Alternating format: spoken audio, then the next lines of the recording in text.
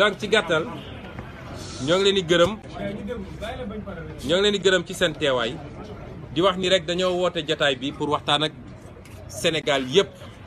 ku ne ci biir réew mi ku nekk bitim réew waaye waxtaan ak àdduna yépp it parce que lii xew Sénégal tey àdduna yépp a ngi koy seetaan de plus en plus yéen a ngi gis ay articles yoo xam ne ay médias internationaux ñoo koy bind wala ay télévision internationale ñoo koy def ci li xew Sénégal ak la ñuy liggéey ñun. ñoo ngi commencé ci mbirum faat gi nga xam ne faat gu ñaaw gi nga xam ne faat nañ ko suñu rakk suñu militante di Mariama Sagna ñu dellu di jaale ay mbokkam ay waajuram boroom këram doomam waaye di jaale it waa parti bi yëpp rawatina jigéenu parti bi ndax daf ci am ñoo xam ne tey mbir mi daf leen def psychose am na ci ñoo xam ne tey sax dañoo mujj jël ay psychologue yu leen di suivre ndax keroog bu ñu leen woowee gendarmerie ne leen ñëw leen xàmme ñi ñu jàpp ba wax ndax ñoom la dañoo ñëw rek ñu boole leen ak ñooñu directement amul benn kiiraay bu ñu teg seen diggante loolu nag doon choc ak jigéen nu mu sensibiliser ñu jóge ci jàpp ni ñooñu bis bu ñu leen bàyyee te xàmme nañ seeni kanam dinañ leen wër fu ñu munti nekk pour faagaagal leen. di masawu sénégalais yëpp ndax ñëpp a naqarlu mbir mi ñi ko naqarlu daal ñaar wala ñett la parce que su dëj amee nit ñi nekk ci naqar ab nit war a mun a taxaw moom di ci wax ju ñaaw joo xam ne Sénégal yëpp dégg nañ ko damay jàpp ni kooku war nañoo xoolaat niteem waaye Sénégal yëpp a naqaru li xew ndax Sénégal réewu yërmande la Sénégal xamuñu fi violence xamuñu ko woon dañuy gis léegi daf ñoo war a tiital ñun ñëpp. di daal di jaajëfal waa gendarmerie ci liggéey bu rafet bi ñu def ak ni ñu gaawee ba fexe ñi mu concerné ñu teg ci seen loxo ñu teg loxo ci ñoom bëgguñu woon nag gaaw wax ci mbir mi tant que dëj bi mu nga ci woon ndax topp nañ ci gunge famille bi fekkee ba autopsie bi jeex ñu fekkee levée du corps bi gunge ko ba Casamance fekkee fu ñu ko jullee gunge ko ba ci armeel ya denc ko ñu doog a dellu si moo tax boobu ba léegi kenn dégguñu si ñu ne teg rek. waaye dinañu ñaawlu taxawaayu parquet ci dossier bi ndax waa parquet gis nañ gaaw gi nga xam ne procureur gaaw na ko génn wax te ñëpp xam nañ ni procureur dañ koy waxloo ndax procureur mu ngi dépendre ci procureur général moo xam ne moom ministre de la justice moo koy digal te ministre de la justice moom Macky Sall moo koy digal kon procureur su waxee rek dañ ko waxloo. waaye gis nañu nu mu gaawantoo wax ci mbir mi naam sax lu war a nekk la ndax loolu la yoon wax léegi bu dara amee procureur bu ñu demee ba avancé ci enquête bi war naa mun a wax leeral nit ñi waaye kii dañoo jotul avancé ci enquête bi ñaari fan lañ ci def ci jàpp gi ñaar lañu jot a jàpp waaye ki ñu wax ni moom moo boom Mariama Sagna moom moo def ñaawteef bi moom jàppaguñu ko woon ba yéen ñëpp dégg ngeen ni démb ci guddi lañ ko jàpp kon ci anam googu lan moo waraloon procureur di gaawantu di génn ñu fàttali ko ni ci semaine bi ko jiitu am na ab douanier boo xam ne fekk nañ ko ci otoom ñu boom ko waaye déggu leen procureur génn te ci même quartier bi la mu gaawantu génn ba pare ci loo xam ne ki ko def jàppaguñu ko enquête guñ ko juge d'instruction saisiraguñ ko moom mu gaawantu naan mbir mi du mbirum politique daal di écarter li ñuy wax mobile politique loolu di lu doy war ñu jàpp ni mënuñoo rafetlu taxawaay procureur ci loolu te ni ñu bëgg a orienter Sénégalais yi ci benn côté rek loolu dal suñu xel surtout ci jamono ji nga xam ne bis bu ne ngeen dégg ñu jël ay wax yu ñaaw teg ko ci ndodd Pastef bis bu ne ngeen dégg ñu menacé ñu ba tey ci mujj dégg ngeen ñuy ku dem ba di menacé ne nañ ñu rey. am na loo xam ne xel mun na cee tey ndax ñu organiser meeting bu réussir moom mu bokk ci ñi ko gënoon na suuxat teguñu ci 1 heure de temps ñu ne fekk nañ ko ñu boom ko newuñu looloo tax ñu boom ko de waaye mënuñu koo dàq tant que enquête bi matul moo tax lan moo waral procureur di gaawantu di tëb naan dañuy écarter lii wala dañuy écarter li mu def sax dafa violer secret de l'instruction te loolu jaaduwul ci réew mu mel ni Sénégal ñu koy naqarlu di ko ñaawlu di wax nag képp kuy yëngatu ci mbirum justice ñi ma toogal nii ñaar ñi avocat lañu waaye ba ci ñaaw nga xam ne magistrat lañu ci ni ñoom nañ leen ñu ngi leen di ñaan comme suñu waxee dara ci justice ñëpp jóg wax waaye bu justice di doxee ci noo xam ne du anam gu rafet na ci nit ñi di wax parce que noonu la ñuy defaraatee justice bi di wax ni procureur jamono jooju muy wax moom ci boppam ma nga naan kii ndeyu mbir mi ki ñu jàpp ni mooy ndeyu mbir mi li tubaab naan présumé ñoo ngi ko fooge Kaolack booru Kaolack ci enquête boo xam ne ñi ngi bëgg a jàpp nit nga gaawantu def conférence presse joxe turu nit ki joxe fan la nekk amaana sax su defuloon loolu jàpp nañu waaja bu yàgg loolu naka la ko mën a defee mu dellu si ne mbir mi du meurtre assassinat la mooy du loo xam ne lu bett ñëpp la waaye lu ñu préparé la lu ay nit waajal la daa di teg seeni pexe pour def loolu waaw loolu su amee loolu la tubaab di wax assassinat bokkul ak meurtre kon moom dafa waroon tey ba enquête bi gën a avancé kon ñu ngi ñaawlu taxawaayu procureur ci noonu mu ko doxalee ñuy wax ni dégg ngeen nit ay kilifa yu bokk ci Macky Sall ay kilifa yoo xam ne ci Macky Sall lañu bokk daal di jóg ñoom wax ñaari wax yu rëy a rëy yoo xam ne réew mu amoon su doon justice la ñu am dëgg ñooñu waroon nañ leen woolu bu yàgg kenn ki jóg na taxaw ne ndaw sa fekk nañ fa xaalis bu bëree bëri muy ab wax goo xam ne du dëgg ndax lañ fa fekk ña doon def enquête bi rek ñoo ko mën a wax te ci PV gendarmerie lay nekk te musuñoo wax loolu benn waaye ñaareel ba li gën a garaaw mooy su dee loolu am na te ka daw moo yor xaalis boobu comme su dee xaalis bi am na xanaa moom dafa doon jokkoo kooku di wax ak moom ndax moom moo yónni kooku kon loolu ca saase la ko procureur waroon woo te defu ko ñaareel bi mooy keneen ci ku nekk ci nguur gi ñëw taxaw ne ndaw si ko boom xam nañ ko moom Ousmane Sonko moo ko boom kooku dañ ko waroon woo ci saasa waaye dañu ne ci réew moo xam ne boo àndeek Macky Sall lu la neex waxal lu la neex defal gis nañ fi ñoo xam ne ay milliards lañu toxal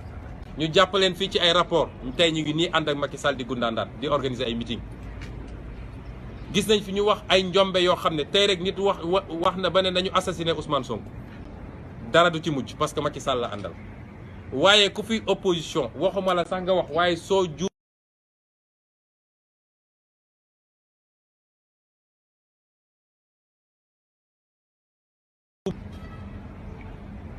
ñuy wax nag ci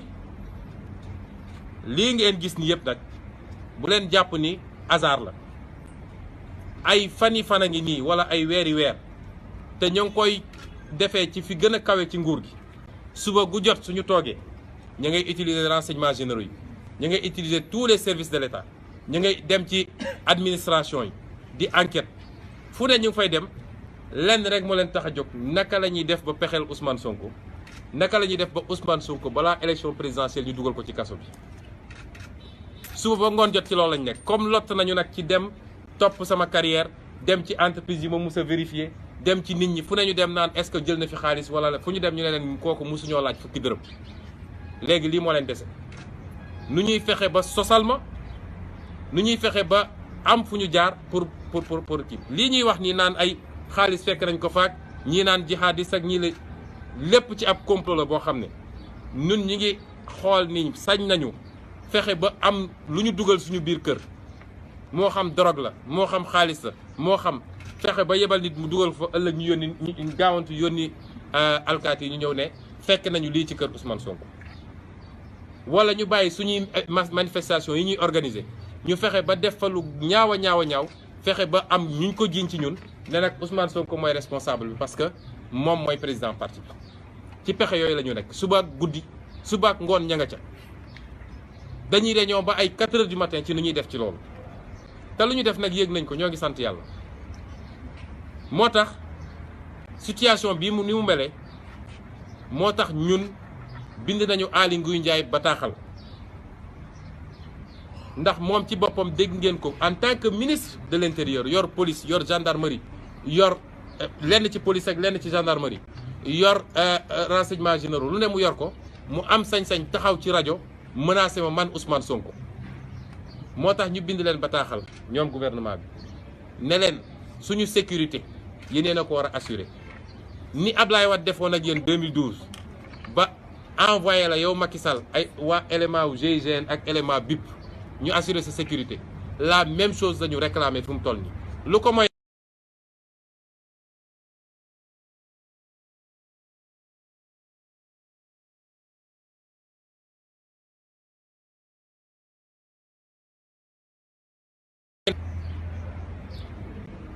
ñaareel bi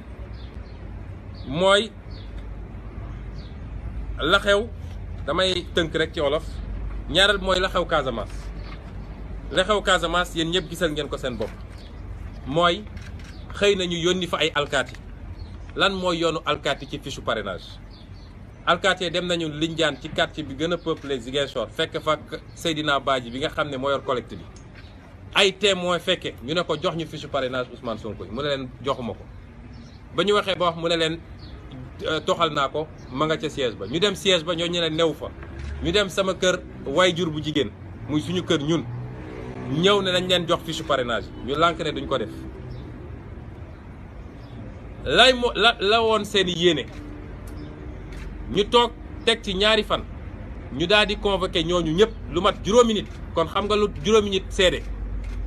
du loo xam ne dañ koo sos ñu convoqué leen gendarmerie bëgg leen këll-këlle te convoqué leen sans la présence de leur avocat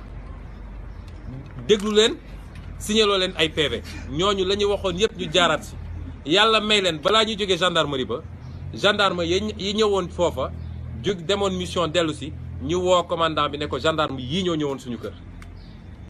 kooku bëgg a gëmm ci mbir moom bi ñu paree loolu dañoo jël suñu avocat maître Djibi Diagne mu dem foofa Ziguinchor ànd ak huissier de justice dem na gendarmerie Néma ñooñu ne ko mbir mi léegi jël nañ ko suñu loxo ma nga Budodi ñu dem gendarmerie Budodi ñooñu ne ko jël nañ ko suñu loxo ma nga ca colonel ba mu dem ca colonel ba bëgg a nëpp mu ne ko damaa bëgg a xam suñu clients yi nga woo di leen déglu à quel titre nga leen déglu PV baa ngi nii bi mu def nga xam ne huissier de justice moo ko def ñu ne foofu di nëppal bañ ca jógee la leer ba leer mooy la ñu naroon ñoom di ñu naloon su sotti woon heure bii man ñu ngi may convoqué daal di gaawantu def seen mandat de dépôt parce que li yàq seen plan yëpp mooy ñun biñ ñu ko yégalee ci bés ba midi lañ ñu ko yégal ñu woote conférence de presse 16h daal di wax ak sénégalais yëpp loolu mooy seen problème waaye teewul ci ëllëg sa ñëw nañu jëli suñu administrateur parti Birame Souleye Diop fekk ko ci bureau impôt et domaine dem téye ko 4 heures de temps à Thionk di ko essayer waxloo pour mu dellu si lu mu waxoon wala mu jéggalu mu lànk ne defuma ko kon pexe yooyu yëpp nga xam ne ñu ngi koy tëral tey ak menaces yi nga xam ne chaque jour yaa ngi koy dégg lañ ca bëgg a wax sénégalais yi rek mooy nguuru Macky Sall su amee lu mu ragal tey mooy sëgg ak Ousmane Sonko comme candidat yemul ci man nag am na yeneen candidat waaye xam naa ni tere nañ leen nelaw loolu moom lu ñu wóor la koo xam ne nee nga tekkiwul dara élection législative 40 000 voix la amoon te tey soo xëyee suba ba ngoon jot am Sonko andil Sonko waaw lu ñuy ragal olof dafa ne lu yëngu nag di ko yëngale ko ëpp doole te ñoo yor renseignements généraux bis bu ne ñu ngi yor seen enquête d'opinion lu ñu pesé xam nañ ko lu ñu pesé wul xam nañ ko ba tax déposé nañu plainte pour kaaw Ziguinchor bi dinañ déposer plainte pour kaaw Mariama Sagna bi kaaw Ziguinchor servir nañu citation directe ñi nga xam ne seen loxo takk na ci mbir bi yépp le 7 novembre la ñu war a teew ci kanamu tribunal bu boobaa dinañu wax lan moo waroon ñu dem teew foofu kan moo leen yónni woon ak lan moo taxoon ñu yónni leen mbir mi dina leer waaye dinañ ko topp ba fu mbir mi di yegg et on va voir lan moo ciy doon taxawaay justice ñu wax daal ci gàttal ni lii lépp nag dafa am lu muy wund mooy tey naka la ñuy def ci ay pexe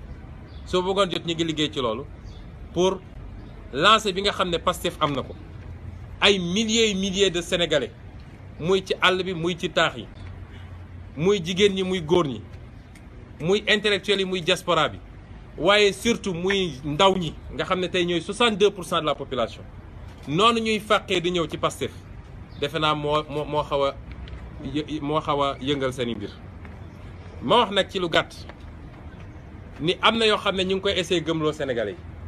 bu ci njëkk mooy Pastef dafa violent wala Ousmane Sonko dafa violent. violence moom ak Ousmane Sonko dañoo àndul man xarum tabaski sax duma ko rendi xam naa kenn du gis sama xar kanam di xalaat ni kii violence mu ngi ci moom. kenn musul gis Pastef def fi violence du xeex du xuloo du dóoraate muy suñu biir muy suñu digganteeg ñeneen ñi te yéen bis bu ne ngeen couvrir ay événement gis seen ñoom ñu génne ay jaas yi di gorante kon violence suñ koy seet feneen lañ koy seet wax ju ñaaw suñ koy seet feneen lañ koy seet. ñaareel bi mooy bëgg nañ gëmloo ni Pastef daal lu lëndëm la fan la ñuy jëlee xaalis ñun amuñu dara xaalis ci boppam la ñu amut waaye ñoo xam ne jàpp nañ ni politique mooy nooy def ba tekk xaalisu réew mi daal di wër di distribuer xaalis jàpp nañ ni ku am succès ci politique rek forcément xaalis moo la ko jox doo mu sa toog ba dégg ku la ne Pastef jox na ko fukki dërëm jeunes yi di ñëw di ñu fekk si t-shirt yi ñuy sol sax ñoom ñooy jël seen xaalis jënd t-shirt musuñoo def mobilisation ba andi ay car te saa yi ñu wootee 3000 personnes 5000 personnes ñëw amul kenn koo xam ne paas sax dañ ko koy jox ñun conviction la ñuy demee mooy pas-pas nag mooy Pastef loolu moo leen jaaxal ci suñu progression ñuy wax sénégalais nii gis nga ñoom suñu amoon lu toll ni tarfata ayn ci preuve ci li ñuy wax heure bi maa ngi rëbës maa fay jiitu ñi fa nekk ñëpp sosal nit nag sa adversaire wala sax ñoom sa ennemi parce que léegi ñoom li ñuy def mbirum ennemi la loolu dafa yomb waaye sénégalais yi léegi dañoo yeewu de kenn mënu leen nax Macky Sall bu amoon lu toll ni tarfata ayn ci Ousmane Sonko heure bi maa ngi kaso bu yàgg ñeenti at ñi ngi wër fu ne dugg nañ fa te bu soobee yàlla ilaa yow mi diin duñu gis dara lu ñu mën a teg ci Ousmane Sonko parce que ñun duñu ñoom nag ñun duñu sàcc duñu laal lu ñu moomul gore nañu am nañu dignité lu ñu yàlla jox ñu yem ca loolu ñun duñu ñoom kon ma daane rek ci wax ni lii nga xam ne mooy njaboot gi fi Mariama Sagna bàyyi yàlla mayoon na ko ñetti bant ñuy ay tout tànk suñu parti ci li nga xam ne devoir de mémoire la mooy kóllëre gi nga xam ne moo dox suñu digganteeg Mariama bu soobee yàlla dinañ leen jël en charge mooy li tubaab naan pupille de Pastef mooy def nañ leen ay doomu Pastef te bu soobee yàlla ba baa ñuy mënal seen bopp dinañu def suñu kéem kattan pour taxawu leen. loolu booy ci gàttal li ñu bëggoon wax ci point de presse bi di leen delloo kàddu gi su amee ay laaj ñu am njort ni warul bëri parce que xam naa ni da ngeen di dellu seen rédaction ñu tontu ci lu gaaw daal di libéré ñëpp jërëjëf. Voilà, on passe aux questions.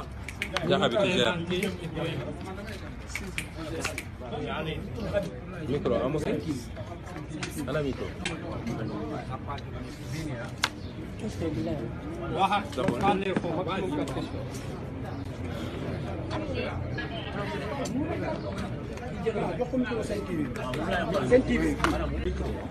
am na micro.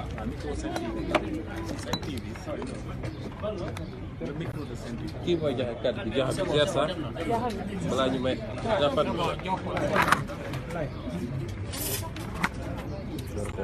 Allez, c'est bon.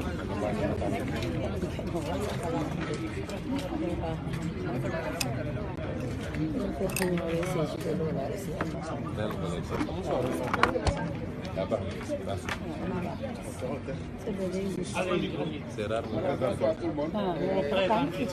Bonsoir monsieur Boucher Sonko. C'est Issa Tine, journaliste à Walf TV. Ma question c'est la suivante. On a vu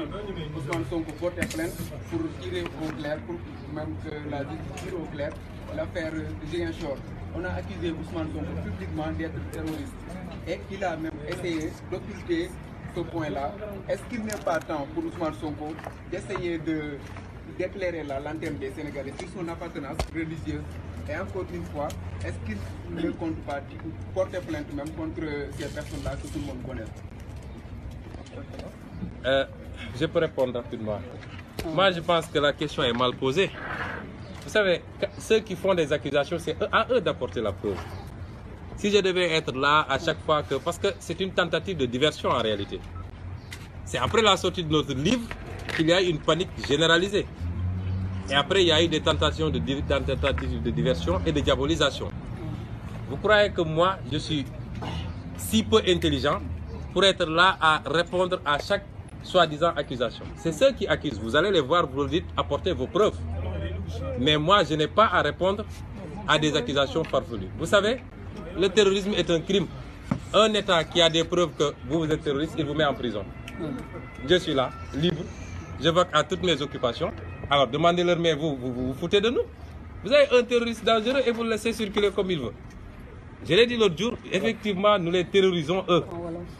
Nous terrorisons tous les voleurs de la République et vous savez que ça pullule de l'autre côté.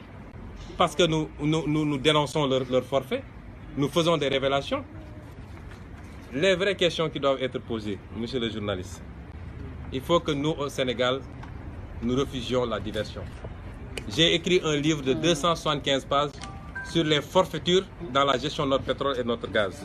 Vous n'avez entendu personne répondre. Ça veut dire que tout ce que j'ai dit est vrai. Et que Macky Sall a bradé notre pétrole et notre gaz avec son petit frère, avec Aly Ngouille Ndiaye. Et c'est pourquoi Aly Ngouille Ndiaye m'en veut à mort. Il m'en veut à mort et il passe tout son temps à chercher comment me liquider. Posez-leur ces questions-là. La deuxième, les gens ont dit pendant longtemps, oui, mais il ne fait que critiquer, qu'est-ce qu'il propose? J'ai dit, chaque chose a son temps. Je crois que ça a été une sorte d'onde de choc dans ce pays. C'est 233 pages et nous les avons défiés. Moi, mon seul interlocuteur, mon seul alter ego, c'est Macky Sall. Tous les petits gigolos qui s'agitent là, ils ne m'intéressent pas. J'ai publiquement défié Macky Sall en lui disant, vous avez votre PSE. Depuis 4 ans, je critique le PSE en disant que ça ne nous amènera nulle part et en le démontrant. Vous avez entendu un seul d'entre eux faire la critique de ce livre. Ils n'en ont même pas le niveau. Qui? Donc, la directrice du commerce extérieur, elle a tenu donc un point de presse ce matin. J'étais pas encore informé. N'avancez pas. Donc, non, attendez, vous êtes journaliste ou partisan de la paix? Non, vous n'êtes pas journaliste. Vous êtes partisan de la paix. Je dis, parce que vous vous énervez d'ailleurs, ça n'a rien à voir. Si vous êtes professionnel, vous restez calme. Je dis, faire des attaques sans savoir. Je n'ai entendu personne jusqu'à présent. Si on m'informe qu'il y a quelqu'un ce matin qui a parlé, moi je n'ai pas suivi la presse ce matin. Je n'ai entendu personne faire la critique de mon livre. Mais mieux encore, j'ai lancé publiquement un défi à Macky Sall. Je lui ai dit, vous pouvez venir avec tout votre gouvernement, si vous voulez, et on débat. Vous avez votre PSE, nous avons notre livre de vision. Avez-vous vu une réaction jusqu'à présent? Et on nous parle de je ne sais quoi. Je rends grâce à Dieu. Je crois qu'ils sont en train de nous baliser le terrain. La tentative de diabolisation a largement échoué. Depuis 2 semaines, et je remercie tous les guides religieux du Sénégal. Je ne peux pas vous dire le nombre de coups de fil que je reçois de Touba, de Tivaouane, de Medina Baye, de Léona Niassène, de tous les foyers religieux. J'ai reçu des centaines de coups de fil. Parce que les Sénégalais ne sont plus manipulables. Ils ne sont plus manipulables. À partir de ce moment, je crois que si vous les voyez, eux, vous leur poserez la question sur comment ça s'appelle, les allégations qu'ils font et pourquoi ils ne poursuivent pas, s'ils sont sûrs de ce qu'ils disent. Je ne sais pas s'il y a... Ouais, immédiat. Alors, l'autre actualité, c'est cette vidéo qui fait polémique et qui fait débat. Alors, cette vidéo, vous l'avez dit, à travers les zones de la RFM date de très longtemps. Nous sommes en 2018. Est-ce que vous maintenez cette vidéo? Je vais d'abord dire, surtout ça participe de la diversion. Nous, ce qu'on veut, c'est un débat. Nous les avons défiés. Nous sommes à 4 mois d'une élection présidentielle. Les Sénégalais, ce qu'ils veulent, c'est un débat d'idées, de propositions. Nous sommes ouverts à tout débat et à tout moment. Ils n'ont qu'à venir en débat. Mais comme ils ne peuvent pas soutenir le niveau de débat auquel on les soumet, chaque jour, on sort quelque chose. vous l'avez dit vous-même, cette vidéo date de très longtemps. Deuxièmement, elle a été sortie de son contexte et pervertie. Parce que je n'ai cité aucun nom dans cette vidéo, si vous l'avez visionnée. Les gens se sont permis de citer eux des noms en disant tout ce qu'ils veulent. Deuxièmement, dans la vidéo, j'ai parlé de ceux qui ont eu à diriger le Sénégal, à gouverner le Sénégal. Vous savez, une personne ne gouverne pas le Sénégal. Il y a un président, il y a des ministres, il y a des directeurs généraux, etc. Et tous les Sénégalais, et vous y compris les journalistes, conviendraient avec moi qu'il y a des choses extrêmement graves qui se sont passées ici. Depuis le règne socialiste, le fameux compte K2 et tout ce qui s'est passé, jusqu'à ce qui se passe actuellement, il y a des choses extrêmement graves. Et vous ne pouvez pas vous empêcher d'être écœuré quand vous savez ce qui se passe. Quand vous savez ce qui se passe par rapport au niveau de souffrance de ces Sénégalais. Vous voyez un petit groupe de personnes qui ne font même pas 0,0001% de la population, qui s'accaparent les richesses publiques, qui détournent l'argent public, qui détournent les moyens publics, qu'ils vont placer dans des comptes, dans des paradis fiscaux, qui s'enrichissent eux et leurs familles. Pendant ce temps, les jeunes chôment. Pendant ce temps, les gens meurent dans le désert, sont vendus en Libye comme esclaves. Pendant ce temps, les gens meurent dans l'océan Atlantique.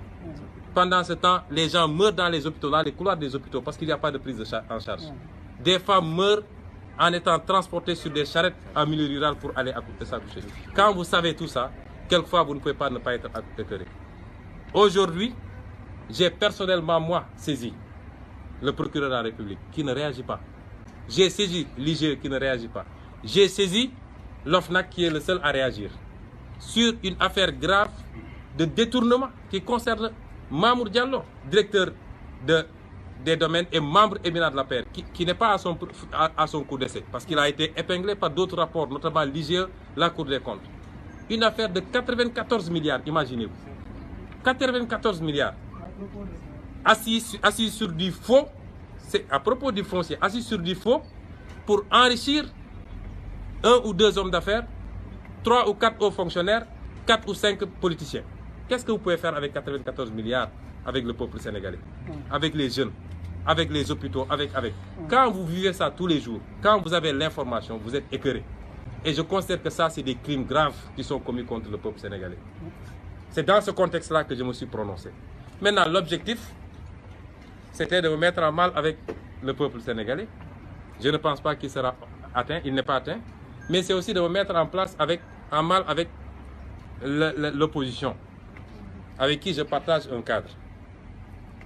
C'est tout à fait raté. Ils ont sorti cette vidéo parce qu'ils étaient informés des démarches qu'il y avait pour une rencontre et des discussions avec le président Abdoulaye Wade. Je vais vous dire la vérité, puisqu'ils écoutent tous les téléphones. Je peux vous dire que ce matin, j'ai discuté pendant 1 heure de temps avec le président Abdoulaye Wade. Et il m'a dit, je ne vous dirai pas tout ce qu'on s'est dit, mais il m'a dit, il faut dire publiquement, je t'autorise à le dire, que tu mènes un combat propre et tu as mon soutien. Ce matin, on s'est parlé pendant 1 heure de temps, il est au Qatar, je suis ici. Et je peux vous annoncer que dans les tout prochains jours, je me rendrai au Qatar pour des discussions approfondies. C'est ça qu'ils ont voulu guillotiner en s'empressant de sortir cette vidéo, c'est raté. Pas d'excuses alors. Je dis, s'excuser par rapport à quoi? À la vidéo. Il n'y a aucune excuse à se faire. Si ça a pu éventuellement heurter, ce qui n'est pas le cas, en tout cas pour le président avec qui j'ai beaucoup discuté, si ça a pu le heurter lui, avec qui j'ai ces relations, etc., ça peut, mais ce n'est pas le cas. Il n'y a absolument rien de grave dans cette vidéo à regretter ou à retirer ou je ne sais quoi. Je dis, j'apprécie beaucoup. Vous savez, j'ai toujours fait mon appréciation des régimes successifs. J'ai toujours dit que le meilleur président qu'on a eu, c'est le président Abdoulaye Wade. Ce n'est pas des propos de circonstance, vous pouvez voir toutes les vidéos, c'est sur YouTube. J'ai toujours maintenu cette position-là. Et je considère que cet homme ne mérite pas le traitement qu'il lui est infligé aujourd'hui. Moi, si j'étais président de la République, je le réhabiliterais entièrement dans ses fonctions d'ancien président. Je ne suis pas d'accord avec lui sur tout. Et dans nos discussions, on en parle. Je ne suis pas d'accord avec lui sur tout. Il y a eu du moins bon. mais au moins sur un certain nombre d'aspects qui nous sont très chers, nous. Notamment la question du patriotisme. Il a été le seul à avoir osé à ramener l'intérêt des Sénégalais, à défendre l'intérêt des Sénégalais. Maintenant, après, quand les choses sont venues, la manière dont ça a été géré, il y a beaucoup à dire et je crois que les Sénégalais ont sanctionné par rapport à ça. Je réclame, je réaffirme tout cela et je dis, on a voulu faire d'une montagne une souris, comme ils vont continuer à le faire durant les 4 mois à venir, chaque jour avec son lot. Mais nous sommes, nous, dans une trajectoire politique et je pense que ce qui est recherché est toujours, malheureusement, ils ne l'obtiennent pas. Pour cette fois-ci également, ils n'obtiendront pas le résultat recherché parce que les Sénégalais, les jeunes particulièrement, les élites, tous les Sénégalais ont dépassé l'ère où ils peuvent se faire manipuler aussi facilement. Donc c'est ce que j'avais à dire sur cette affaire-là, en disant en tas de cause que, vous savez, un parcours politique,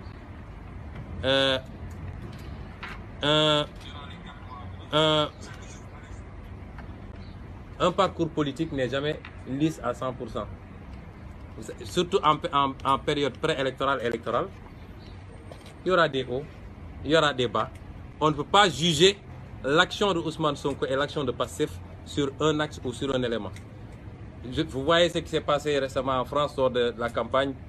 avec la sortie de Macron qui avait reconnu que la guerre d'Algérie était un crime contre l'humanité et qui a connu tout un tollé. Vous voyez ce qui se passe, ce qui s'est passé avec la campagne de Trump. C'est comme ça que ça va se passer et les adversaires vont essayer d'exploiter la plus petite faille pour expliquer tout et rien.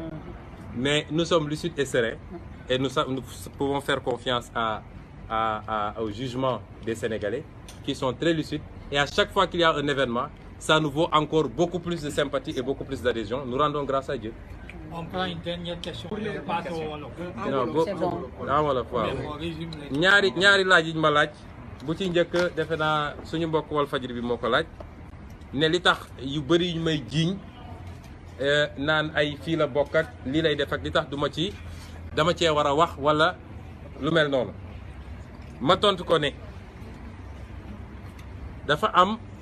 lu nit ñi di ut mooy fexe ba départ bi ñu jël te ñëpp dëppoo nañ ni depuis le 16 septembre bi lii génnee ak niñ ko génnee dafa mel ni dañu jël ab avance boobu la ñu bëgg a dagg mooy ñun du ñu talati wax ci lii léegi liñ ci bind ci Sénégal ku ko liir liñ ci bind ci Sénégal amul domaine bu ñu bàyyi wax ci ay wax yu leer nañ daté ko chiffré ko nit nag mën na bind nit mën na ñëw ne d'accord ma le bés bu Macky Sall bëggee ñu débat dinaa ci débat ak moom mën naa ko may sax mu envoyé Boun Dionne mu ànd ak Amadou Ba ndax moom xam naa ni day tukki bis bu bëggee dinaa ci débat ak moom waaye keneen ku ci wax dina am ku koy tontu ci biir parti bi ndax suñu parti bi kenn ëpp ñu cadre macha allah loolu moom dañ koo am gis ngeen keroog bi ñuy lancé mouvement des cadres plus de 300 cadres fa newoon kon te boolewuma ci ñi nekk ay diaspora keneen ak keneen ku ci wax man mënul doon sama nawle cadre yaa ngi nii ku ci bëgg a débat nañu dem ci télé yi suba ba ngoon jot di débat waxuñu toog rek def sa conférence de presse naan livre bi passe nangam da ngay ñëw nga débat suñu cadre toog suñu seen cadre toog ngeen wax wala Macky Sall toog ma toog waaye xam naa ne loolu du gaaw a am wala ñooñu mu wax mu yebal leen ñun fi mu ne nii loolooy suñu priorité mais xam nga dafa am stratégie contre-feu yow journaliste yaa ma ko gën a xam mooy su dara ne këtt ne joñ xaw laa gëlëmal nooy def ba taal beneen daay ci côté bi nit ñi di daw ci loolu fàttali leen donc suñu leen toppoon ñun bis bu ne kenn génn def benn accusation ma dem taxaw woo conférence de presse ne damay tontu mais kon am nañ li ñu bëgg mais ñoom ñooñu di wax su ngeen taxee ñoom nee leen lan mooy seen preuve ndax muy ci diine muy ci droit temporel la ñuy wax mooy ki accusé mooy joxe preuve mosoo gis nag ma ñëw ne la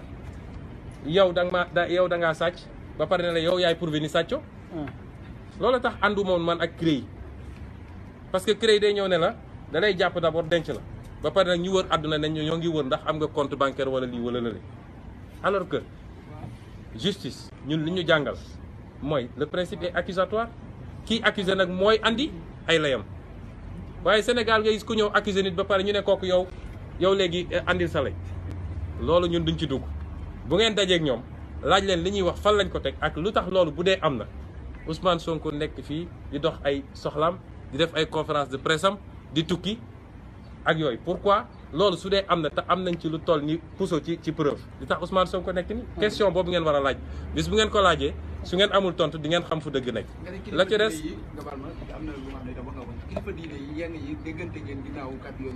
man bis bu ne avant lii sax bis bu ne ma déggante kilifa diine yi muy waa Touba muy Tivaouane muy Kaolack muy feneen ak feneen muy sama mbokk kilifa diine yi nekk Casamance bis bu ne ma déggante su ma taaloon fii sama téléphone du ñu teg 5 minutes te doo gis ku woote koo xam ne Mbàkke lay sant wala si wala leen ak leneen gis nga parti bi kii xaw ma lu mu doon waaye xam kii bokk murid la yaay faalu parti bi kii murid la bàyyi faalu parti bi kii tijaan la kii maître sax xamul fii catholique a ngi fi yahud sax a ngi fi parti bi parti ñëpp la ñun Sénégal moo ñu ñor parti bi parti ñëpp la mais loolu ñuy wax noonu waxu daanu saret la te dafa contraire sax ak suñu constitution question bi nga posé contraire nag suñu constitution parce que suñu constitution araamal na ngay laaj nit lan mooy diine ci loo xam ne lu réew mi bokk la il faut ngeen di creuser yooyu ngeen wax ci li ñu war a wax araamal na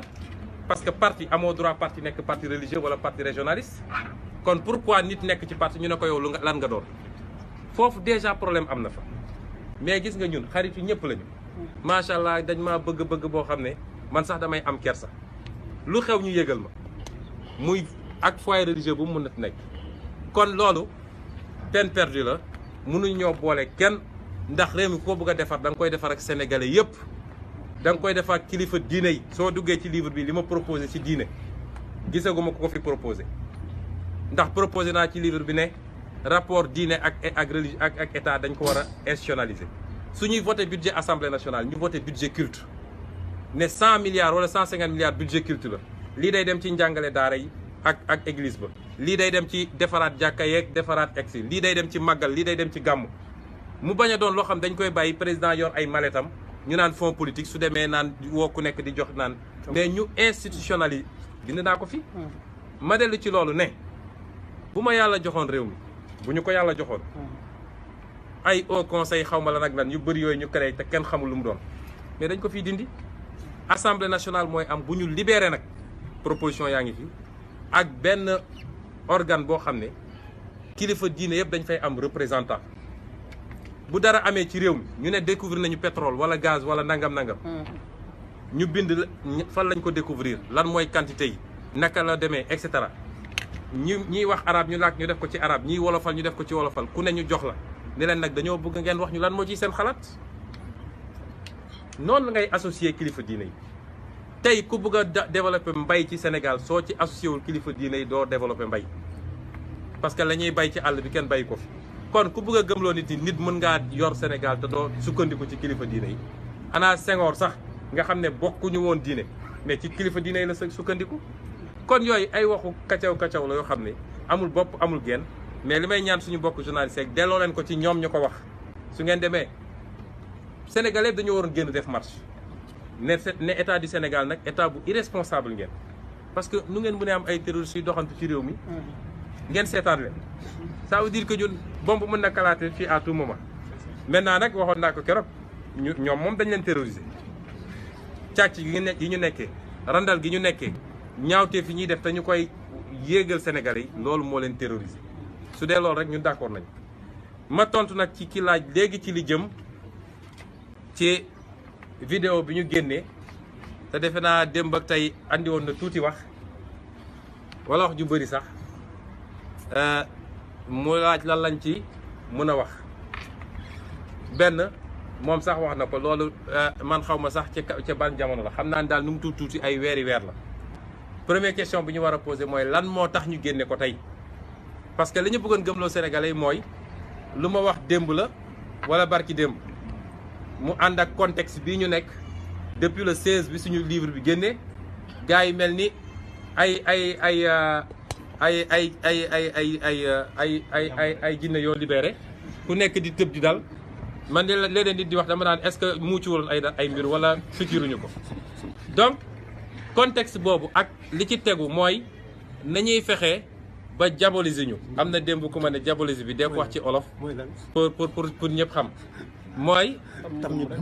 tam ñu dëm waaw tam ñu dëm am na beneen bu moo waxoon sax moom ni ñuy def daal ba tam ñu dëmm ba Sénégal yëpp ne wuu tutut waa ji nii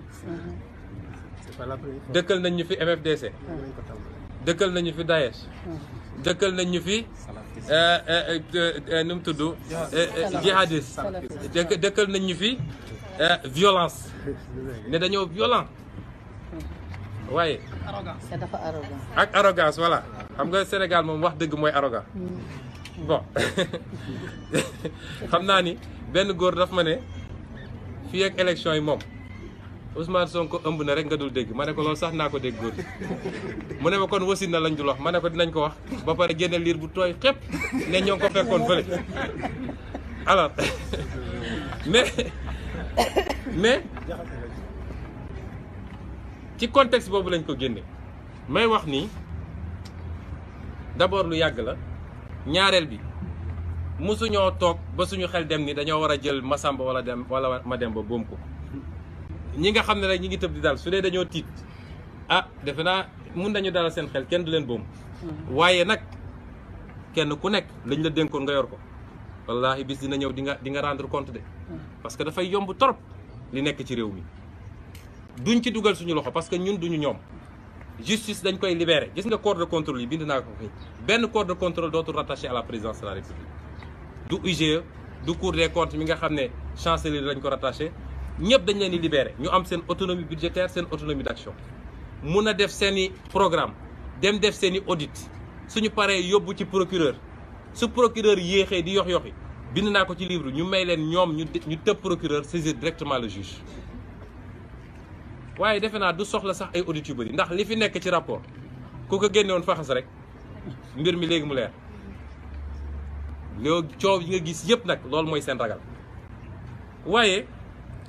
wax ji li ko andi moo ëpp solo mooy léeg-léeg da ngay am lu la métti ci sa xol léeg-léeg da ngay wax bi ngay wax da ngay am lu la métti ci sa xol parce que réew mu mel ni Sénégal ñu ne bokk nañu ci ñaar fukki réew ak juróom yi gën a ndóol ci àdduna paj bu baax amu fi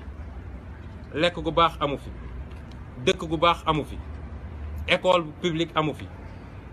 ndaw yaa ngi jël jël désert bi naan dañuy dem Europe ñu leen di torturer ci dëkku naar yi wala di leen jaay comme esclave fii ci Libye ñii dugg ci géej gi bis bu ne ngeen gis image yi c'est intenable ay ndaw yoo xam ne néew yi lañuy collecté mel ni ay gunóor chaque jour ngeen gis loolu chaque jour ngeen gis jigéen boo xam ne ci saret lañ koy teg pour mu dem wasini léeg-léeg sax mu ñàkk doom ji ci kaw saret bi chaque jour ngeen gis koo xam ne cancer la feebar mënuñu koo faj seen mënuñu koo defal chimiothérapie fii biir Sénégal chaque jour ngeen gis koo xam ne ci couloir hôpitaux yi lay dee école bi xale yëpp sacrifié nañ leen ñëpp xam nañ lii dootul école nga gis ci jamono jooju ay kilifa yoo xam ne sénégalais dañ leen wóolu ba fal leen bañuy soxla dañoo ñëw fu nekk ne dimbali leen ma ngeen fal ma ñu jox leen réew mi ñu ñëw toog di gundaandaat jël suñu xaalis yëpp détourné ko randal ko xam nga détournement du dara lu dul vol waaye pour rafetal ab saay-saay bu sàccee fii ginaar ñu ne il a volé ab homme politique bu sàccee ay milliards ñu ne il a détourné mooy diggante sàcc ak randal waaye yëpp sàcc la rek ñu jël xaalisu réew mi ay milliards ci suñu pétrole ci suñu gaz ci suñu or ci suñu zircon marché public yi ñu surfacturé ko lu jaroon jar fukk ñu def ko ñeent fukk ci lépp loo xam ne impôt sénégalais yi la parce que jaaykatu caaf bi toog fi di jaay caaf su liggéeyee ba ngoon dugg ci boutique bi am 1000 francs ne xaaral ma jënd lu ma defee sombi pour sama famille ma ngay fay TVA impôt googu la ñuy jël yóbbu assemblée ñu voté ko ñu jox ko budget Macky Sall ak nguuram ñu jàpp xaalis bi di ko randal ñii ubbi ay compte dans des paradis fiscaux ñii seen njaboot nekk à un rythme de vie boo xam ne suñu la nee oto yi seen doom yi di dawal rek da ngay jombi loolu nga koy gis bis bu ne te yàlla may la nga nekk sama position man di xam lu bëri di gis lu bëri léeg-léeg sa xol dafay xaw a jóg te loolu sénégalais bu mu naqariwul rek wax dëgg yàlla doo patriote ñëpp la war a métti parce que am nañu tout ce qu'il faut pour faire ce pays là defar ko rapidement ba mu des nag kilifa politique yi ñu war a am loolu mooy andi yenn saa yi ci waxtaan ñu xaw a dëgëral tuuti mais ce n'est rien, c'est pas méchant. ma wax ni liñ ci jubloon nag mooy féewale ñu ak sénégalais yi waaye saa suñu tegee benn acte ne dañoo bëgg loolu yàq deru Ousmane Sonko ca boobu la ñuy am plus de sénégalais yu ñëw ci ñun yu dul jeex. opposition bi mën naa la su ma yoroon sama téléphone génneel la ñu bëri bind nañ ma ay message ñii woo ma li andi wax ji nag ma wax leen ko dëgg ñoom dem nañu ba yéeg ni am na ay waxtaan yoo xam ne ay ñi ngi dox jéego yi suñu diggante ak président Abdoulaye Wade defe naa loolu moo leen tere nelaw fi mu toll nii ndax xam nañ ni loolu bu amoon moom defe naa musiba dina am ci ñoom. tey ci suba waxtaan naa ak président Abdoulaye Wade lu yàgg ci téléphone bi ma nga Qatar maa ngi Sénégal nee na ma man affaire bi sax reetaan la ma def ndax man su ma lay xool damay gis sama bopp bi ma amee 40 ans lii waxam la mu ne ma bi affaire bi amee man reetaan la ma def ne ma na nga ko wax publiquement maa la ko autorisé ni man dama rafetlu sa taxawaay ci Sénégal xeex bi ngay xeex bu set wicc la nii la ma ko waxee jéego yooyu nag ñu doon dox lii léeg-léeg yu mel ni day am day sax accéléré ndax ci fan yu néew bu soobee yàlla buñ ma galgalul war naa dem ba Qatar toog ak président Abdoulaye Wade ñu waxtaan ci Sénégal moo xam incha allah yàlla moo xam lu ñuy déggoog lu ñu dul déggoo parce que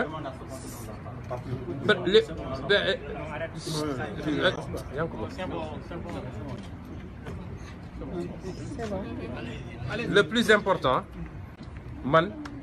mooy waxtaan nañu continuer di waxtaan rek dinañu ànd duñu ànd yàlla rek ko xam parce que man politique am na lu ma jaralul seede yi ma yàgg a seede ci président Abdoulaye Wade mi ngi fii vidéo yi bëri na fi defe naa c'est le seul président boo xam ne def naa ay seede ci moom te lii ñëwagul woon recevoir na ma fii ñu toog waxtaan lu yàgg bi ma génnee dama seede ci li ma gis ak li ma conseillé yàgg naa taxaw publiquement ne jàpp naa ne li ñu am ci président yépp moom Abdoulaye Wade moo ci gën te jëfam da koo wone ànduma ak moom ci lépp sénégalais yi bëri ànduñoo ak moom ci lépp loolu tax mu perte pouvoir en 2012 waaye au moins ci benn fànn boo xam ne ñun lu ñu ñor la mooy gëm sa bopp gëm sa réew bëgg sa réew patriotisme ci moom laa gisee président boo xam ne daan na taxaw jàkkaarloog tubaab yi jàkkaarloog étranger yi ne leen lii d'accord ma ko yéen parce que sama réew lii moo ci gën ki fi nekk lu mu def dàq nañu ay sénégalais yi newoon ci port bi dàq na ay sénégalais yi newoon ci aéroport bi delloo si na mais xool leen li mu def ci suñu pétrole man gëm naa ni ci acte yi ma gis loolu dama jàpp ni moom moo ci def loo xam ne mun nañ ne lii mun na méngoog ñun li ñuy xeex la ca des nag xeex na pour suñu intérêt dellu si fii moo tax léeg-léeg nit ñi ne jamonoom au moins xaalis bi daan na circuler nga dégg ñeen bu sa dégg président Macky Sall naan c'était l'argent sale l'argent sale moo doon circuler mais loolu amoon na la ca des nag mooy xaalis bi mu ñëwee biir Sénégal naka lañ ko utiliser man lu bëri d'accord ma ci keneen ak keneen d'accord ci mais loolu peut-être loolu tax sénégalais yi sanctionné ko kon su dee objectif bi yëpp mooy woon nu ñuy def ba féewale opposition bi Khalifa Sall sama mag la sama xarit la seeti laa ko keroog Rebeuss waxtaan nañu lu yàgg Abdoulaye noonu ñeneen ñi fi nekk opposant yëpp dañu bokk suñu front wax dëgg yàlla relation yu rafet laa am ak ñoom te noonu lañ koy continuer doxalee ànd nag léeg-léeg mu am des hauts et des bas mais ma dalal xelu ñëpp ni ñun benn objectif la ñu am opposition bi duñu cible keroog bi ñuy lancé Pastef Dakar fii ñaari weer ci gannaaw enregistrement yaa ngi fi ñi fa nekkoon ñëpp dama leen ne bugguma dégg benn militant Pastef muy wax dara lu jëm ci opposition bi ñaari weer ci gannaaw te loolu mooy suñu doxalin parce que opposition du suñu adversaire léeg-léeg nga dégg ku jóge ci génn ci opposition bi sax daal suñu kaw dañ naan buñ ko tontu parce que on est concentré sur l'essentiel mooy ce régime de Macky Sall il faut mu jóge fi en 2019 kon loolu daal laa mënoon wax ci gàttal ñu ngi leen di gërëm ñu ngi leen di sant.